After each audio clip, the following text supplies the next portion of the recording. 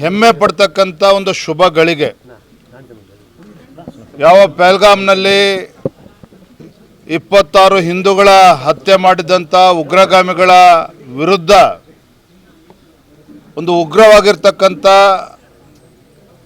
ಕ್ರಮವನ್ನು ಕೈಗೊಳ್ಳಬೇಕು, ಈ ಭಯೋತ್ಪಾದಕರಿಗೊಂದು ಬುದ್ಧಿ ಹೇಳ್ತಕ್ಕಂಥ ಕೆಲಸ ಆಗಬೇಕು ಅನ್ನೋ ಅಪೇಕ್ಷೆ ದೇಶದ ಪ್ರತಿಯೊಬ್ಬ ಜನತೆಗೂ ಕೂಡ ಇತ್ತು. ನಿನ್ನೆ ಮಧ್ಯರಾತ್ರಿ ಪಾಕಿಸ್ತಾನ ಮತ್ತು POK ಪಾಕಿಸ್ತಾನ ಆಕ್ಯುಪೈಡ್ ಕಾಶ್ಮೀರ್ 9 ಕಡೆ ಉಗ್ರಗಾಮಿಗಳ ಅಡಗುದಾಣಗಳ ಮೇಲೆ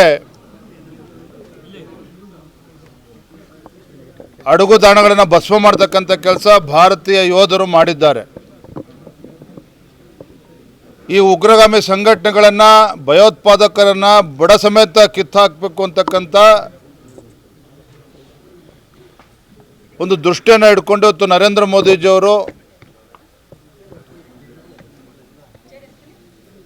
ಇವ್ರನ್ನ ಮಟ್ಟ ಹಾಕ್ತಕ್ಕಂಥ ಕೆಲಸಕ್ಕೆ ಕೈ ಹಾಕಿದ್ದಾರೆ. ಮತ್ತು ನರೇಂದ್ರ ಮೋದಿಜಿಯವರು ಜಗತ್ತಿನ ಯಾವುದೇ ದೇಶಕ್ಕೆ ಹೋದರೂ ಸಹ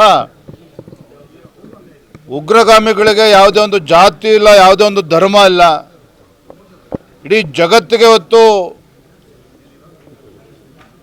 ತೊಂದರೆ ಕೊಡ್ತಾ ಇರ್ತಕ್ಕಂಥ ಇಂಥ ಉಗ್ರಗಾಮಿಗಳನ್ನು ನಾವು ಮಟ್ಟ ಹಾಕಬೇಕು ಅನ್ನೋ ಸಂದೇಶವನ್ನು ಎಲ್ಲ ವೇದಿಕೆಗಳಲ್ಲೂ ಕೂಡ ಹೇಳ್ಕೊಂಡು ಬಂದಿದ್ದರು.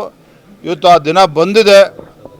ಉಗ್ರಗಾಮಿಗಳನ್ನು ಸಂಪೂರ್ಣವಾಗಿ ನೆಲಸಮ ಮಾಡಬೇಕು. ಈ ನಿಟ್ಟಿನಲ್ಲಿ ನಮ್ಮ ಭಾರತೀಯ ಯೋಧರು ಇವತ್ತು ಈ ಕಾರ್ಯಾಚರಣೆಯಲ್ಲಿ ಇಳಿದಿರ್ತಕ್ಕಂಥದ್ದು, ಯಶಸ್ಸನ್ನು ಗಳಿಸ್ತಾ ಇರ್ತಕ್ಕಂಥದ್ದು ನಮಗೆ ಸಂತೋಷ ತರ್ತಾ ಇದೆ. ಇವತ್ತು ಬೆಳಗ್ಗೆನೂ ಕೂಡ ಪತ್ರಿಕಾ ಮಾಧ್ಯಮದ ಸ್ನೇಹಿತರಿಗೆ ನಾನು ಹೇಳಿದ್ದೇನೆ, ಇಂದಿನಿಂದ 4 ದಿನಗಳ ಕಾಲ ಕೊನೆ ಹಂತದ ಜನಾಕ್ರೋಶ ಯಾತ್ರೆ, ರಾಜ್ಯ ಕಾಂಗ್ರೆಸ್ ಸರ್ಕಾರದ ವಿರುದ್ಧ, ಭ್ರಷ್ಟ ಕಾಂಗ್ರೆಸ್ ಸರ್ಕಾರದ ವಿರುದ್ಧ ನಮ್ಮ ಹೋರಾಟ ಏನಿತ್ತು ಇವತ್ತಿಗೆ ತಾತ್ಕಾಲಿಕವಾಗಿ ನಾವು ನಿಲ್ಲಿಸಿದ್ದೇವೆ. ಕೋಲಾರ ಈಗಾಗಲೇ ಘೋಷಣೆ ಆಗಿರುವ ಕಾರಣದಿಂದ ಬೆಳಗ್ಗೆ ನಾವು ಕಾರ್ಯಕ್ರಮ ಮಾಡಿದ್ದೇವೆ. ಅಲ್ಲೂ ಕೂಡ ನಾವು ಯಾರನ್ನೂ ಕೂಡ ಟೀಕೆ ಮಾಡೋದಕ್ಕೆ ಹೋಗಿಲ್ಲ, ಕಾಂಗ್ರೆಸ್ ಸರ್ಕಾರನೂ ಟೀಕೆ ಮಾಡೋದಕ್ಕೆ ಹೋಗಿಲ್ಲ. ಯಾಕೆ ಅಂತ ಹೇಳಿದ್ರೆ ಇವತ್ತು ದೇಶದ ಪ್ರತಿಯೊಬ್ಬರೂ ಸಹ ನಾವು ಒಟ್ಟಾಗಿ ಒಂದಾಗಿ ಇಂಥ ಸಂದಿಗ್ಧ ಪರಿಸ್ಥಿತಿ ನಾವು ಒಟ್ಟಾಗಿರಬೇಕಾಗಿರ್ತಕ್ಕಂಥದ್ದು ಅನಿವಾರ್ಯತೆ ನಮಗಿದೆ. ಭಾರತದ ಯೋಧರಿಗೆ ನೈತಿಕ ಸ್ಥೈರ್ಯ ತುಂಬತಕ್ಕಂಥ ನಿಟ್ಟಿನಲ್ಲಿ ನಾವೆಲ್ಲವೂ ಪಕ್ಷಾತೀತವಾಗಿ ನಾವೆಲ್ಲರೂ ಕೂಡ ಒಟ್ಟಾಗಿರಬೇಕಾಗ್ತದೆ. ನಾವು ಕೂಡ ನಮ್ಮ ಜನಾಕ್ರೋಶ ಯಾತ್ರೆನ ಇವತ್ತಿಗೆ ತಾತ್ಕಾಲಿಕವಾಗಿ ಇವತ್ತಿಗೆ ನಾವು ನಿಲ್ಲಿಸಿದ್ದೇವೆ.